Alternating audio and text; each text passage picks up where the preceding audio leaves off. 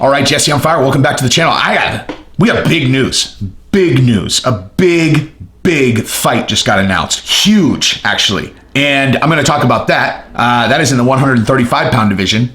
And obviously, we need to talk about Jorge Masvidal because the pay-per-view numbers just came out, and then he did something so smart yesterday. Genius, actually. A genius play, what he did yesterday. I'm not sure if he did it intentionally. I don't know if it was a PR play or if, like, he's just being him, and what he is doing right now, it just is genius across the board.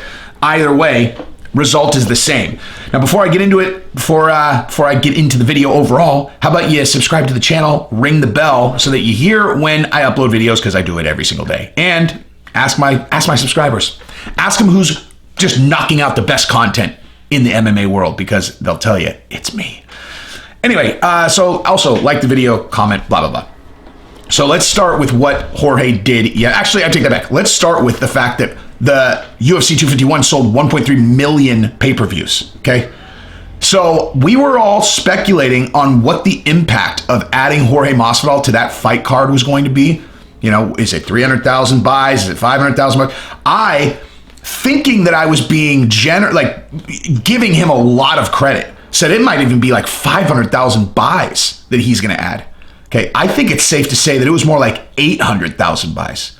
I think even because you take Jorge, you take the Usman and Burns fight off, and you've got Holloway and Volkanovski, obviously great fighters, and the Aldo Yan fight, not a huge draw in terms of a pay-per-view card. You're going to be hard pressed to convince me that was going to do more than 500,000 buys. Okay. Now, when everybody started coming out of the woodwork, like, hey, do I need to buy this? Was right when it got announced that Jorge Masvidal was fighting. That's just is what it is. I'm not saying that I know everyone in the world. I know enough people though, where I can interpret the things I see as very likely indicators of what's going on widespread. Okay. So the second that Masvidal got added, all of a sudden I had people, all the casual fans that are like, people who will order a pay-per-view every once in a while, but generally it's when they come to me and go, do I need to get this card? And I go, yes. You know, Connor's fighting, or Nate Diaz versus Masvidal, one of those things, like a big fight where they're like, do I have to get this? And that started the minute that Masvidal got added to the card. So I'm going to say Masvidal, my estimation, probably had an 800,000 buy impact. Because again, I don't think it would have done better than 500,000 absent him getting added. That's when it became a huge event. And that is crazy. So I wish I could see his contract. I wish I knew what piece of that he personally gets, because straight up 800,000 buys. I'm going to just use that number as fact. As a matter of fact, so that I can really use a number as fact, I'm going to say 700,000 buys, and that's being very generous to the UFC. So 700,000 buys are a result of Masvidal being added. Okay, so 70,000 or 700,000. So we'll go 700,000 times 65. He generated $45 and $5 million extra, and that's on the low side because I'm being generous, saying that it was only 700,000 that he added. Okay, $45 million additional that he generated personally. So if he got paid less than $20 million for that fight, I don't know, man. It doesn't seem fair to me. I think that Jorge earned $20 million for that fight. Straight up. Simple math, right? On the low side, 700,000 buys, $45.5 million generated because of him. You know, so you don't think he deserves 40% of what he is personally responsible for generating? Seems fair to me. Anyway, but yeah, listen, so that's that. End of story. Masvidal deserves $20 million when he fights. Period. Okay? I'm sure that he would accept 10, but he deserves 20, at least as a result that relates to this particular fight. So, what did he do yesterday that was genius? Now, I didn't realize this about myself, but I do now.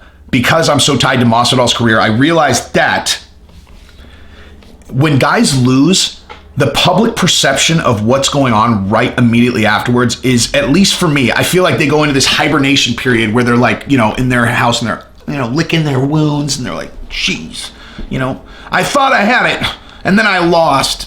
I have no idea why I interpret it that way, but I just do. Like, I've always interpreted that, like, there's this grace period between the loss and then when they have a new fight announced where they are in this kind of cocoon of sadness.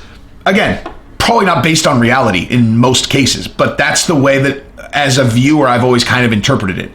Well, yesterday, and let me just also say that I just did a critique. Well, I didn't do a critique. I pointed out what Askren said that Masvidal should have done after the fight as it relates to his press conference. And I said Askren was right.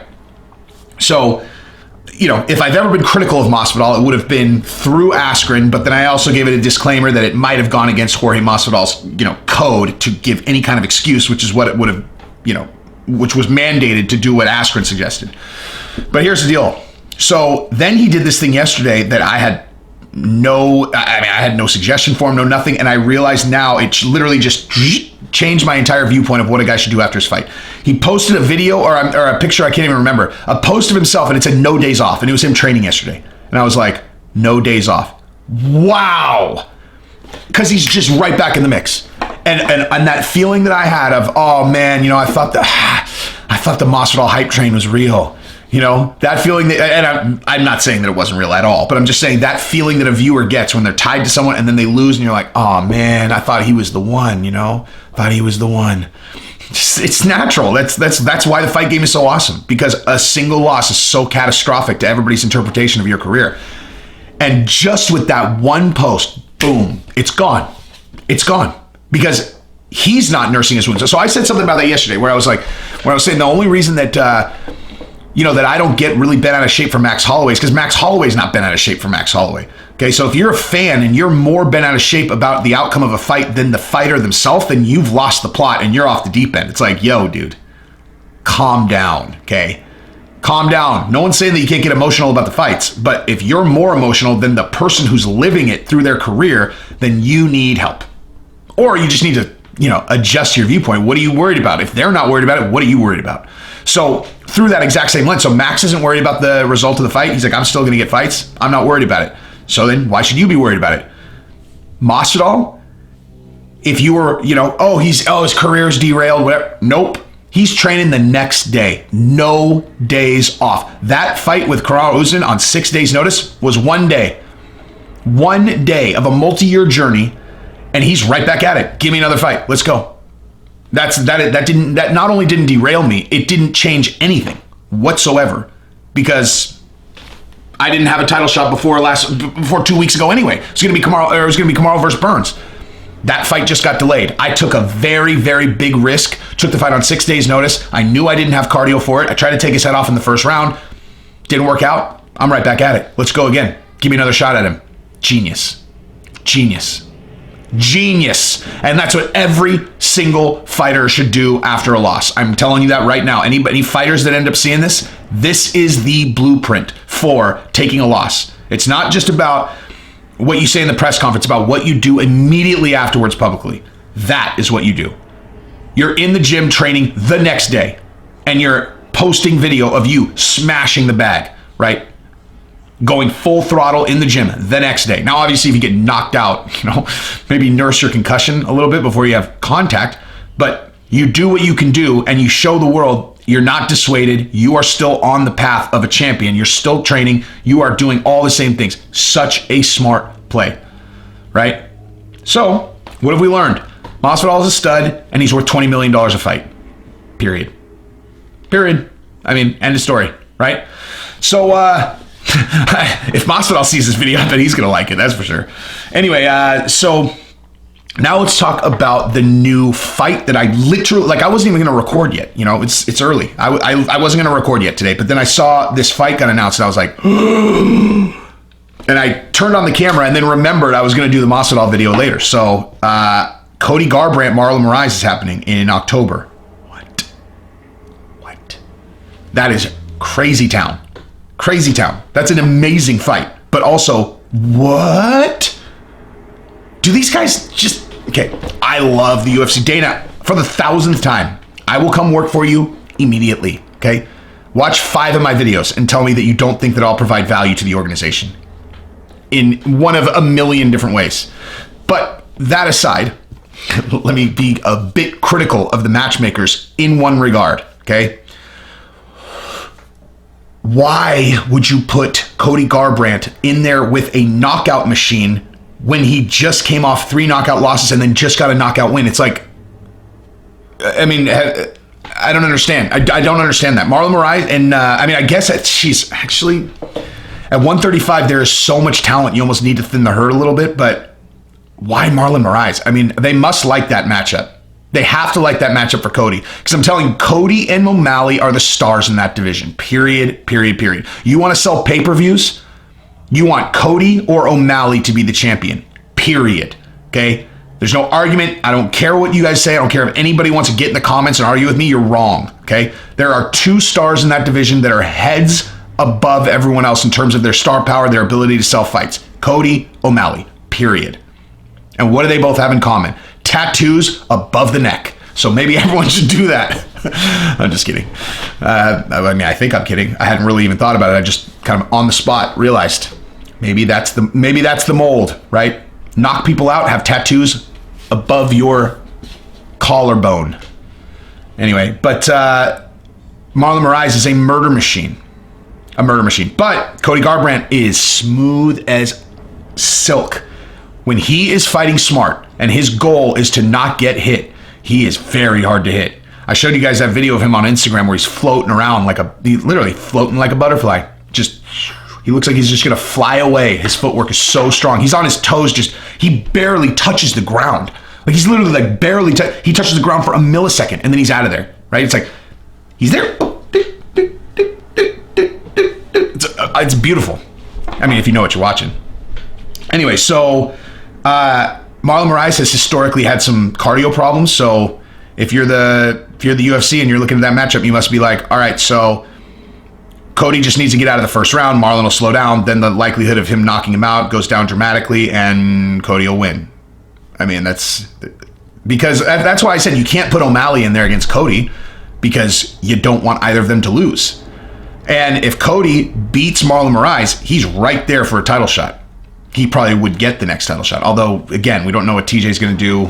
We don't know if Cejudo's going to come back. There's so much going on in that division. I don't understand. Like, again, as I'm talking this through, you guys, like I said, you guys just watch me think this stuff through as I'm talking, because it's not like I'm sitting here taking notes. I go on camera and I talk while I'm thinking, or think while I'm talking. And there's no one in that division that's not a knockout artist. Everyone has titanic power, which is such a bizarre thing, man. Which division would you think would be a more dangerous for getting knocked out division? 170 or 135? All common sense would tell you 170. And look at the knockout rates of the top 10 at 170 versus 135. It's not even comparable. 135, they're finishers, they're killing machines, all of them. Yeah, it might be my favorite division now, actually. When I really think through, if you go to the totality of the top 10, actually, 155 is still my favorite. Just there's so much heat there. There's so much texture to those fights beyond just this guy's really vicious, this guy's really vicious. There's like relationships, hatred, friendships. I mean, there's a lot there. A lot there at 155. Anyway, yeah, so that's what I got. Cody Garbrandt. Like everybody knows, is one of my 5 fingers. Cody, Masvidal, Conor, Till, Rose that matter. So I will be very nervous going into that fight. But I like him. I like him in that fight. He's going to float around, make sure he doesn't get kicked, and then Moraes will slow down and he'll start tatting him up, and he'll probably finish him in the third. Well, it depends on if it's a main event or not. I mean, if they put it... actually, that'll be on a main card, so it'll be a 3-round fight. But that's kind of sad, actually. That should be a 5-round fight. Those 2 guys are too good to be fighting at 3 rounds. But anyway, it is what it is. So if you like the channel, subscribe and ring the bell. Comment, like the video, etc. If you watch this far, you could at least throw a like on it, for God's sake. Jesus. All right. Love you guys. Peace.